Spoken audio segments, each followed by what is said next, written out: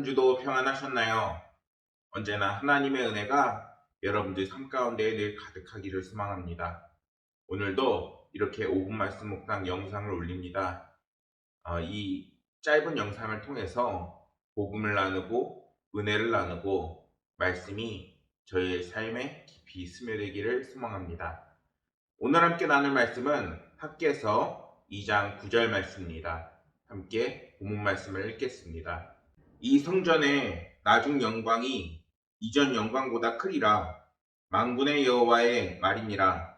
내가 이곳에 평강을 주리라.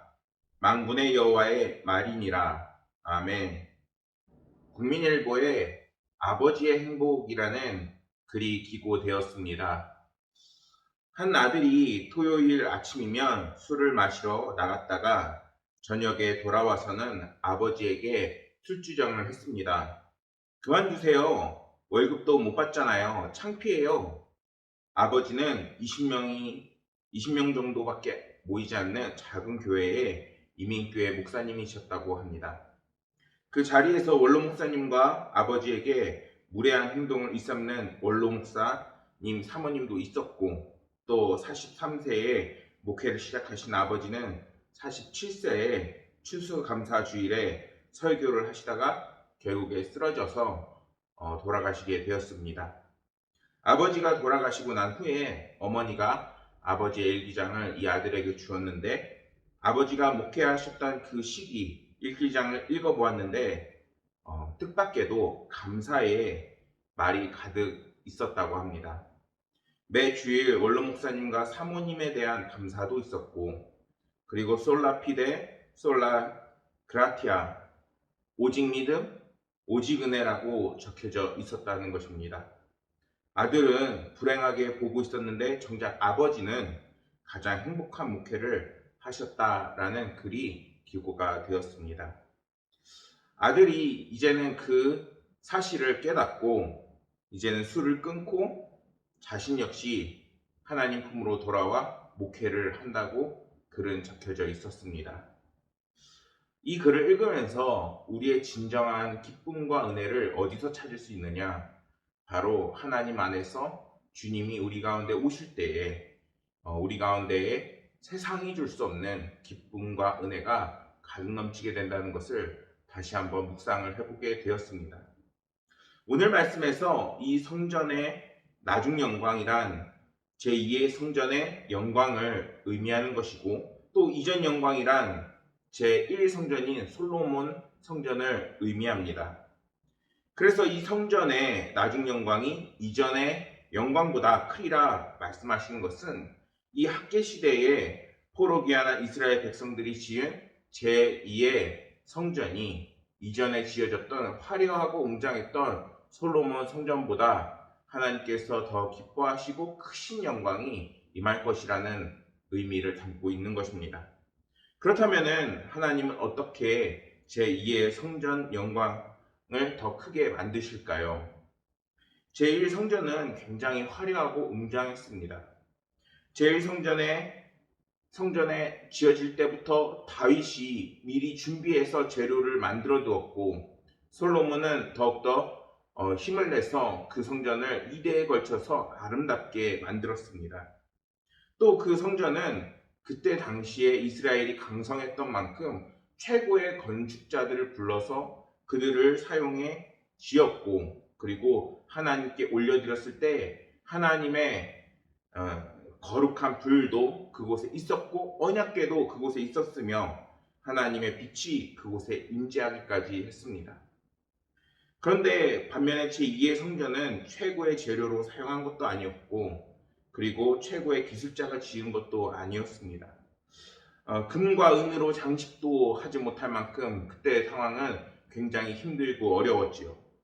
또 언약궤도 없었고 거룩한 불도 없었으며 하나님의 광의도 그곳에 임하지 않았던 상황입니다. 그런데 하나님께서는 그러한 제2성전의 하나님의 놀랍고 크신 영광이 제1성전보다 훨씬 크게 임할 것이라고 말씀합니다. 어떻게 그 놀라운 은혜를 베푸실까요? 그 해답은 9절 말씀에서 9절 후반절에서 찾아볼 수가 있습니다. 하나님께서는 이곳에 평강을 주리라 라고 말씀하십니다. 이 말씀은 1차적으로 제2성전이 제1성전만큼 멸망하고 폭망하는 것이 아니라 이제는 제2성전을 하나님께서 지켜주시라 라는 그런 하나님의 약속의 말씀입니다. 그리고 여기서 말하는 그 평강은 단순히 우리가 평안해지고 또한 좋아지는 것이 아니라 정말 마르지 않는 샘물, 마르지 않는 평강이 우리 가운데 오신다는 것으로 평강의 왕이신 예수 그리스도가 이제는 우리의 삶 가운데 오신다는 것입니다. 이사야 9장 6절 말씀을 보면은 이는 한 아기가 우리에게 낳고 한 아들을 우리에게 주신 바 되었는데 그의 어깨에는 장사를 메었고 그의 이름은 기묘자라 모사라 전능하신 하나님이라 영존하시는 아버지라 평강의 왕이라 할 것임이라 라고 성경은 말씀합니다. 그래서 제2성전에 평강을 주시겠다는 이 말씀은 이제는 예수 그리스도를 우리 가운데 보내주셨다라는 것입니다. 오늘날 이 말씀을 이제는 우리에게 전해주시는 것은 이제는 오늘날 우리가 살아가고 있는 이 성전의 시대에도 하나님께서는 예수 그리스도와 그리고 그분을 통해서 오는 그 평강과 은혜가 우리와 함께 한다는 것입니다. 주님은 공생의 기간에 이제 태어나신 지 8일 만에 할례를 받았고 그리고 이제는 율법을 지켜야 하는 그 상황이 되었을 때에 마리아와 요셉의 품에 안겨서 이제 예루살렘 성전으로 오게 됩니다. 이게 바로 제2성전에 임하게 되는 놀라운 은혜의 시작이 되는 것이죠. 솔로몬의 성전에 임한 하나님의 광의, 빛, 이것을 헬라어로 쉐키나라고 하는데 하나님의 영광의 그림자는 그때 당시에 이스라엘 백성들에게 휘황찬란하고 영광처럼 보였을지 모르나 그것과 비교해서 이제는 예수 그리스도가 우리 가운데 오신다는 것과는 전혀 비교할 수가 없는 것입니다. 하나님의 영광이 그곳에 임재하는 것과 예수님의 하나님의 본체가 되시는 예수님이 우리 가운데 오는 것은 어떤 것이 더 우리 가운데 하나님의 영광이 임하게 되는 것일까요? 바로 주님이 우리와 함께 하실 때 하나님의 놀랍고 크신 은혜가 우리에게 훨씬 강력하게 임하게 되는 것입니다. 그렇게 그리스도인들은 이제는 성령의 모습으로 함께 하시는 주님을 기대할 수 있어야 합니다. 주님은 부활 승천하시면서 이제는 우리와 성령의 그 모습으로 함께 하신다 분명하게 말씀하시고 그리고 때로는 우리와 함께 하시고 은혜를 베푸시고 그리고 영광스럽게 하시고 평강을 더해 주신다 말씀하셨습니다. 사랑하는 성도 여러분, 오늘날 우리가 빛을 보지 못하고 또한 은혜를 찾지 못하는 시대를 살아가고 있습니다. 그런데 우리가 그 속에서 어떻게 하면은 은혜 충만하게 또한 성령 충만하게 또한 어떻게 하면은 은혜가 우리 삶 가운데 들어올 수 있을까요? 그것은 이제는 예수 그리스도를 우리 가운데 모시는 것입니다. 예수님께서 우리 가운데 들어오실 때 우리 가운데 주님이 주시는 영광이 차게 되는 것이고 또한 주님이 주시는 평강이 우리 가운데 깃들게 되는 것입니다. 환난이 많은 오늘날 또한 어려움이 많은 지금 여러분들의 삶 가운데 이제는 주님을 모셔서 주님이 주시는 영광과 평강과 그 은혜가 늘 가득 넘치기를 소망하겠습니다. 감사합니다.